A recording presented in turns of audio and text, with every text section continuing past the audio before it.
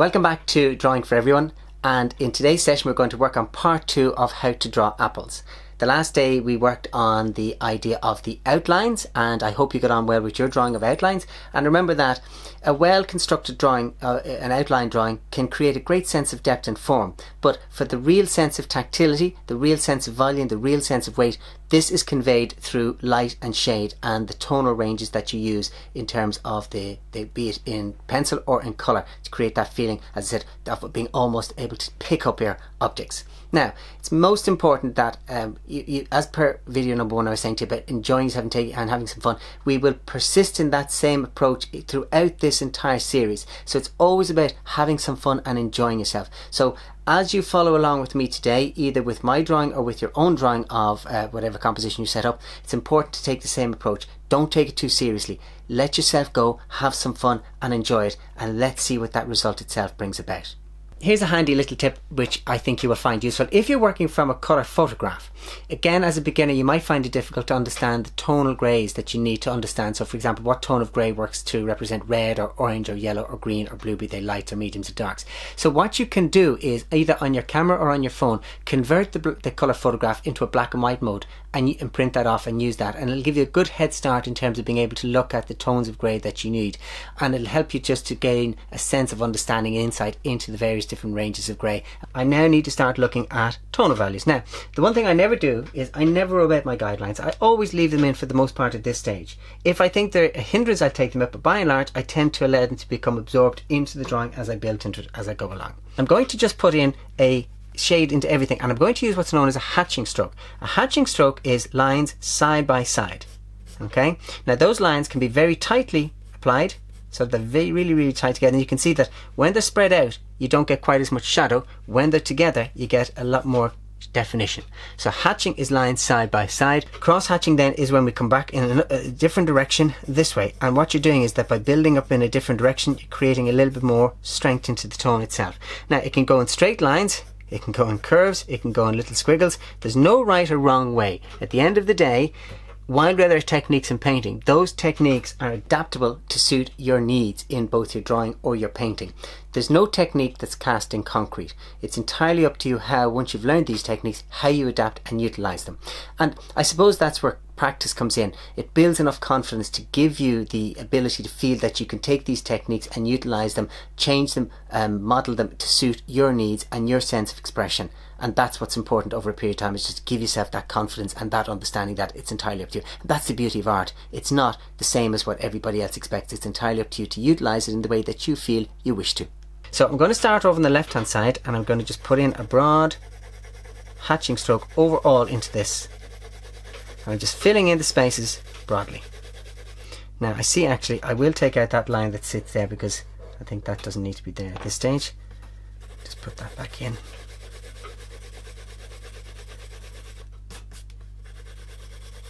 And I'm using the side of the pencil, and you can see because the lead is longer, just to get a broader shaping into that at this space and time.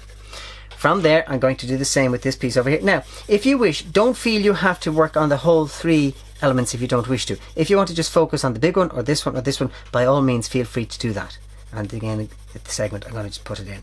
Now I know this is much lighter, but oftentimes I'll put colour in with pencil so that I can take it back out, and the residue that's left on the paper gives this lovely sense of texture and stain, which gives a sense of definition to the element that I'm trying to draw or paint. Now I said earlier that I'm working with a 2B, a 4B and a 6B. This is my 2B, and I will continue to work with this for the moment, but if you don't have all of these pencils, using even just a HB, you can get a large range of tone working off even a HB or a 2B or something of that nature by either leaning lightly or heavily on it. So for example, this is my 2B. If I lean really lightly on the left hand side, and as I move over to the right I put a little bit more pressure, you can see it's starting to get darker and darker, and that gives me quite a range of tone that I could utilize if I didn't have another pencil just to work with for this area here. And most of the shades that I'm dealing with in these can be applied with the 2B, bringing in the 4B or 6B later on just for a little bit more definition in my darks. Now I can see that on the left hand side the shadow sits here because it's a darker red. There's more dark greys into this space, so I'm going to start putting that in here quite quickly. Now I can come in and I can do it in a rounded fashion just to try and help create a feeling of the roundness of the apple itself. or I can do it in just hatching strokes and just build a little bit of structure and texture into the surface itself first. I can see the same over on the right hand side.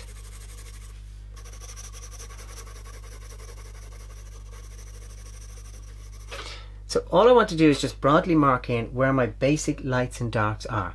I'll refine them as I go along. Again, the same step-by-step process that we talked about earlier. It's not about being too rigid or too perfect. I'll add them in periodically.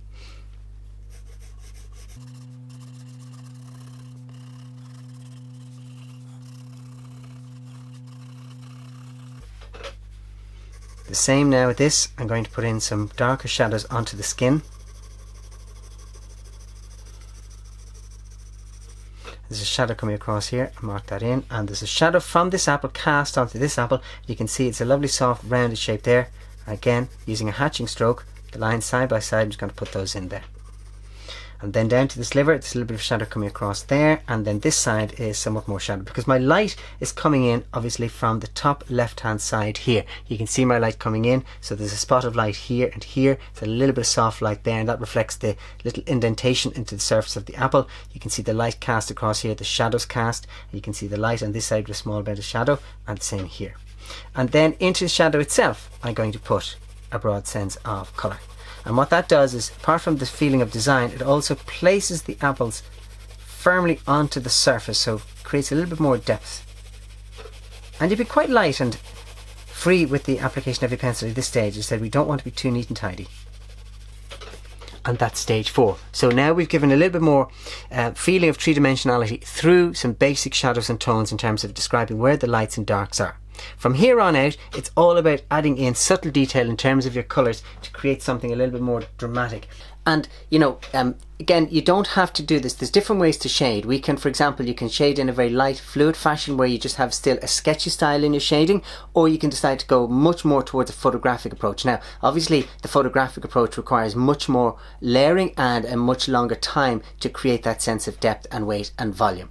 Equally, if you only have a HB or a B pencil, don't worry. By applying either light or heavy pressure to it, you can create tones from light through to medium and into dark, and I'll show you that in the drawing today. Whereas if you have the full range of pencils in terms of 2, 3, 4, 5Bs, etc., you can of course work with all of those, depending on what it is you're looking for. As for me, I'm not going to be too photographic. I'll work along with what I had earlier on. So you can see there is the one that I did earlier. You can see it's not too heavily done. That was quite fast in terms of its application, so it's not overly detailed, but it's quite effective in terms of what it's meant to be. So from here, I'm going to start just building into these. Now, because I'm being a little bit more particular about my detail, I am going to start using a slightly more definitive shaping in terms of rounding the pencil to create a little bit more of those lines.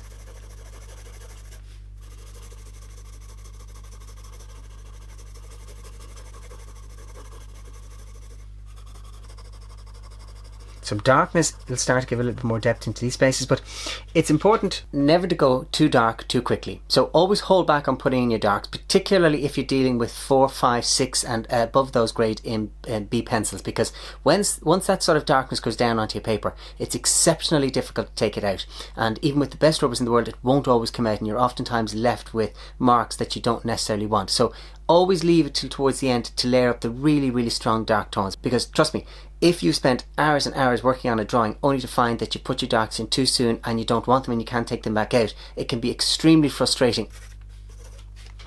You can see as well by the way I set up the light. So I had the light from the window coming from the left, and I had my ring light coming in from here just into the center. And you can see that because of the way I set that up, that the shadow is not flat. There's a variety of different shades on the shadows, and again, I like that. I purposely did that because I wanted something that created a little bit more drama in terms of the lights and the darks. So the shadow itself has a very big part to play in the overall construction of this as a drawing and composition.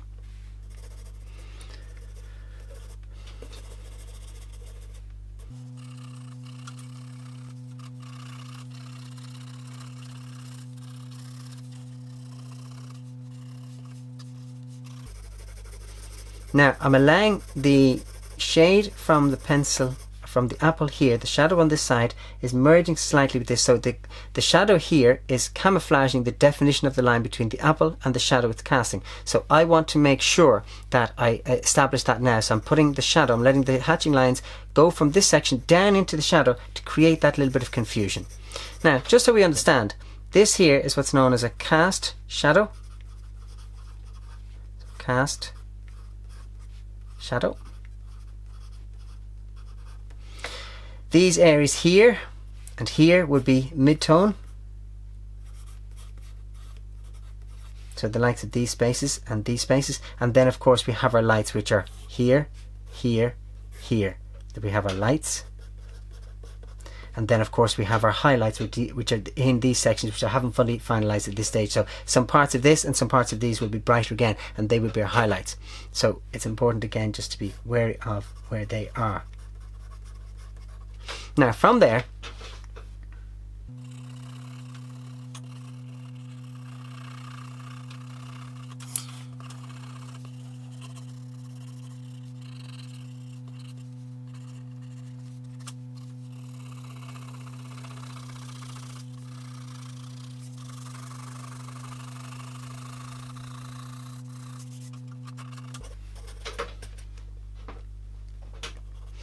okay, now I'm going to take my 4B and I'm going to start doing a little bit more shading with my 4B.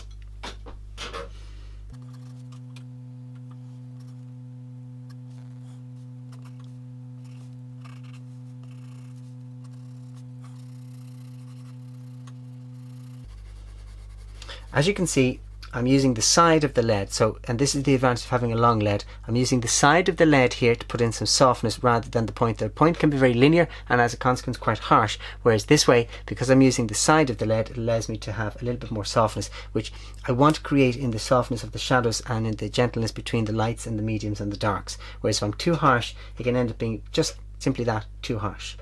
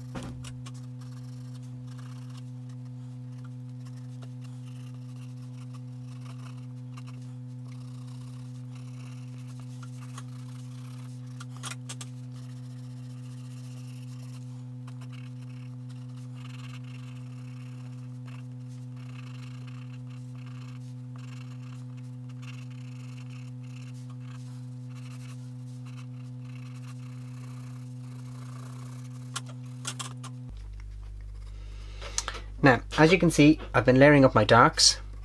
I sped it up a little there just to save some time, but I've started to introduce my darks. Now, once you start getting at this level of darks, it's also very, very easy to start smudging your drawing, which you don't want to do. So a simple tip is to take a little piece of paper and to use that and put it in front. As you can see, I'm starting to pick up some of the lead on my fingers. So if you use that in front, it means you're not smudging anything underneath here, and you can continue to build. Now at this stage, what I'm going to do is I'm going to use my fingers just to blend in, and I'm purposely going slightly outside the line in order to soften the line. So even though the apple itself is quite hard, it's also somewhat squishy. And so part of what we want to try and create is the idea that there is a feeling of softness about it. It's not hard like wood. It's a little bit gentler, a little bit softer. So to do that, I'm just going to rub it in a little just to soften those lines. I haven't yet brought in the rubbers, in either the putty rubber or the hard rubber, which I will do to create some of the lights and some of the blending into at a later stage. But for now, I'm just going to soften up some of this with my fingers and just rub through it just to create a little bit more gentility and softness into the overall drawing itself.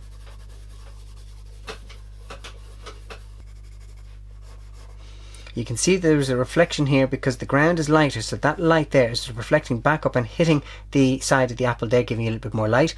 You can see that there's light here reflecting from this section of the apple here is reflecting into this section, so it brings some light into this area, but there's also some darkness there because the shadow from this is casting a shadow onto that apple, and that in turn is reflecting back into this, creating that sense of shadow there. And these little touches are extremely important because it's these touches that give the impression that these pieces are side by side, whereas if we didn't have this reflection and shadow, we wouldn't convey the feeling that they sit side by side.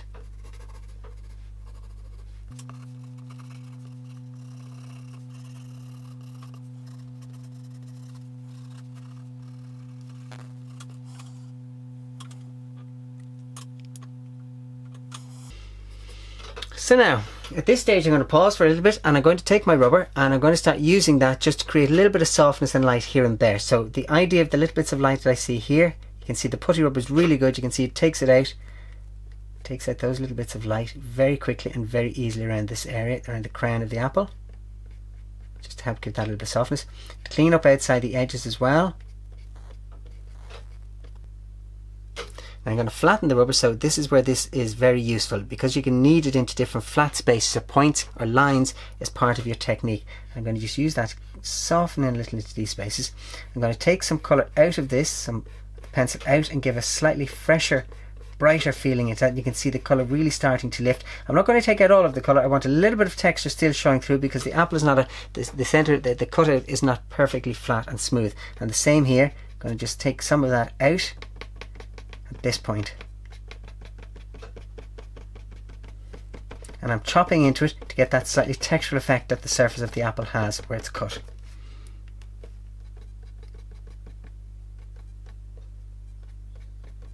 And while I'm at it, I'm going to just clean up some of the outside spaces just to give myself a little bit more cleanliness and definition in the shape itself. You can see there's one or two softer spaces running through here.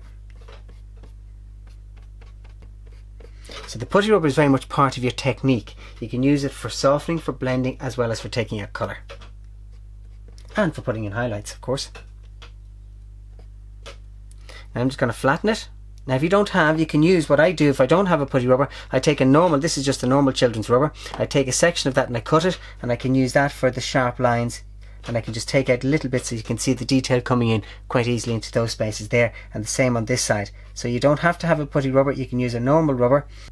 And now I'll go back and I'll add more shade again. So it's a constant process of toing and froing until you get to the level of both definition and detail that you're looking for. So we oftentimes put colour in to take it back out to create softer and gentler effects depending on what it is we're looking for. And you keep on that process till you get to the sense of form or depth or detail that in terms of structure that you're looking for.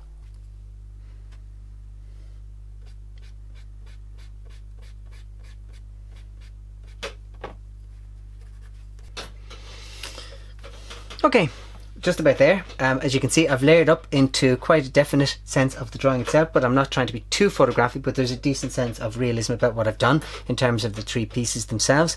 Now what I want to try and do is get the tiny little fiddly details. So for example, the idea of the little spots on the apple, they're a tricky thing to try and get. So they're quite a tricky thing to get. So what I'm going to do is I'm going to take a small amount of the putty rubber. I'm going to just mold it into a point. I'm going to try and press out some of those. Now, as I said, it's a difficult thing to do in a small space such as this. Oftentimes what I might do in a situation such as that, if I wanted to, if I'm finding it difficult to get the definition with the putty rubber, is take a little bit of white colouring pencil or a little bit of white acrylic or something like that to add it in. But it can't be pure white because it has to match with the paper tone generally. And you can use that, you just press that in to try and take out the little bits of the spots themselves. Just tap into it a little here and there. I suppose you don't have to be too perfect. Just tap in to get the impression of the little dots onto the surface of the apple here and there, just breaking into it. One or two little extra soft lights, nothing too severe, just to blend that down and get one or two little bits of brightness coming through. A little bit of realism.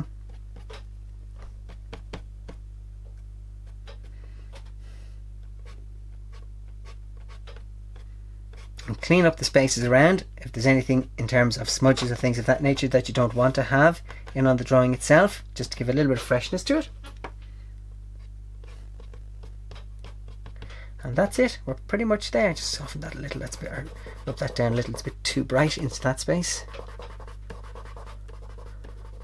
And what I'll do is just, again, a subtle adjustment, just strengthening the colour around the outside so that looks brighter but it's not too bright relative to everything else around it. And I said it doesn't have to be exactly the same as blow off any dust. And there you have our finished drawing. And that brings me to the end of part 2 on how to draw apples. So, taking what I've shown you here in this video, give it a go yourself. And as before, don't try and be too perfect. Just enjoy the process, layer up. As I said, you can go for either a sketchy style, or you can go for something that's more layered and a little bit more detailed, creating a slightly more photographic effect. And that's just really about time spent. It depends on how much time you wish to spend. As I said, the most important thing is enjoy yourself, enjoy your creativity, and enjoy the freedom and the opportunity and the mindfulness that brings and allows you to have.